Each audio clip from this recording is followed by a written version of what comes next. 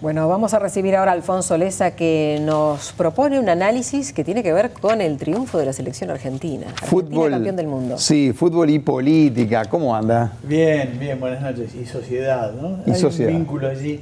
Quería simplemente hacer algunos comentarios y algunas reflexiones a partir de lo que pasó en el Mundial y a partir del triunfo argentino y del festejo en la Argentina. Por supuesto que el análisis estrictamente deportivo ha quedado en manos de los especialistas que tiene y las especialistas que tiene el canal, y eso, bueno, se seguirá hablando. Pero yo quería ir un poquito más allá de la pelota, si es posible eso en este momento que todavía está tan fresco el triunfo, ¿no? Entre otras cosas por las relaciones que obviamente implica el fútbol con la sociedad y con la política. ¿Cuántos dirigentes uruguayos de primera línea en la política fueron dirigentes de fútbol?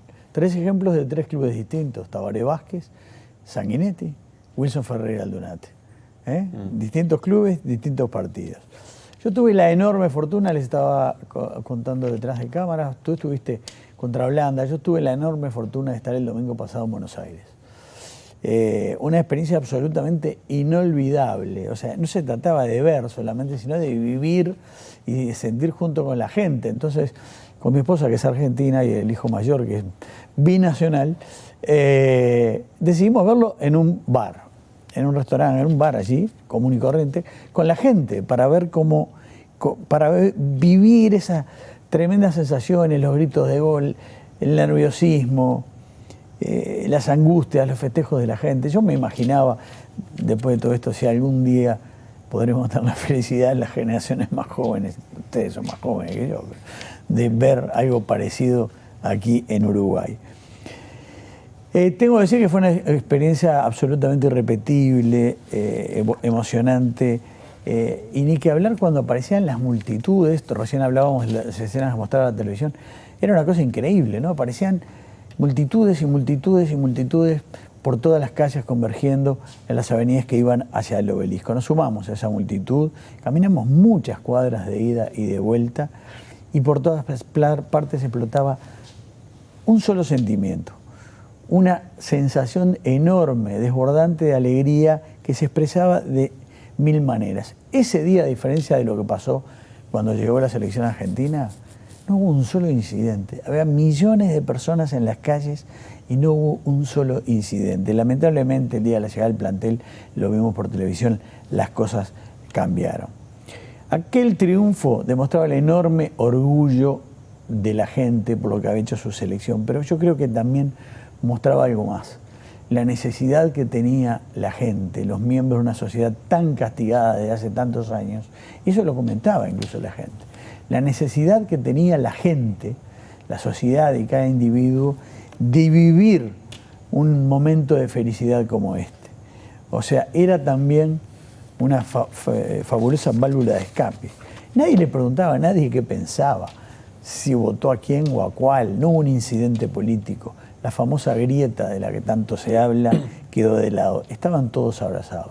¿Por qué? Se puede preguntar uno. Y bueno, un par de razones. Uno era el milagro del fútbol. Un milagro que demuestra que este deporte es una de las expresiones más globales a nivel mundial, si no la más global. El mundo se detuvo durante varios días, y en particular el domingo. Y hubo festejos en Asia, hubo festejos en África. Es decir, el mundo vivió al ritmo del campeonato de fútbol.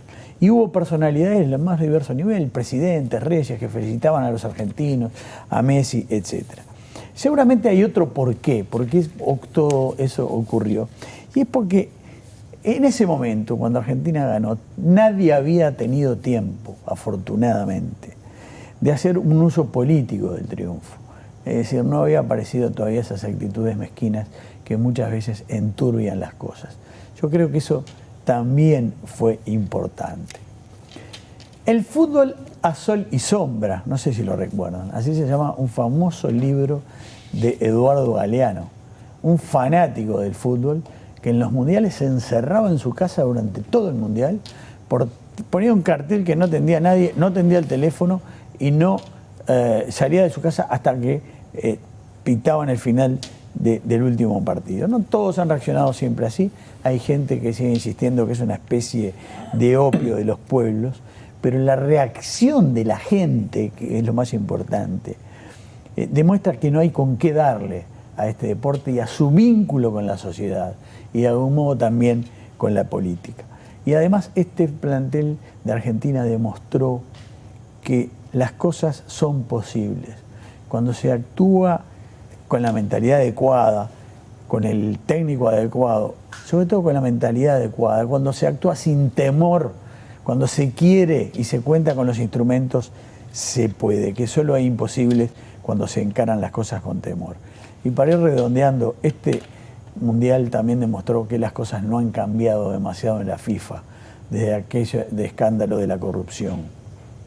Algunos fueron presos, hubo denuncias de corrupción comprobadas, entre otras para que se realizara este Mundial.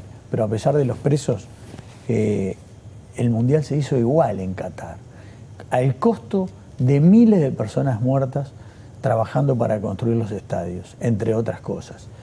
Un país que cuando se vaya el último de los turistas que llegaron para ver el Mundial, va a volver a ser como siempre, con los problemas que existen con las mujeres, etcétera, etcétera, como está ocurriendo en Irán, donde la FIFA, que se conozca, no ha hecho un gesto todavía para tratar de salvar la vida de ese jugador que ha sido condenado por solidarizarse con aquella chica asesinada por llevar mal el pañuelo en la cabeza.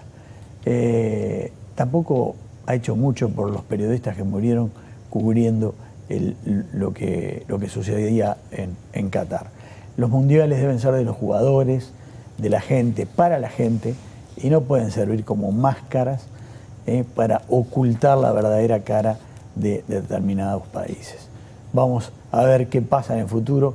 Recién se hablaba de las candidaturas. Esperemos que la política no meta el dedo, no meta la mano y termine decidiendo de vuelta en qué país se juega. Gracias, Alfonso. Estaba pensando también cuando hablaba de los políticos, muchas veces se quieren apropiar de esas victorias, ¿no? Muchas veces. El presidente los invitó incluso a la selección, a la Casa Rosada, y no fueron. No sé si no fue un desplante, eso también. Ahí hubo un debate, porque en realidad parecía que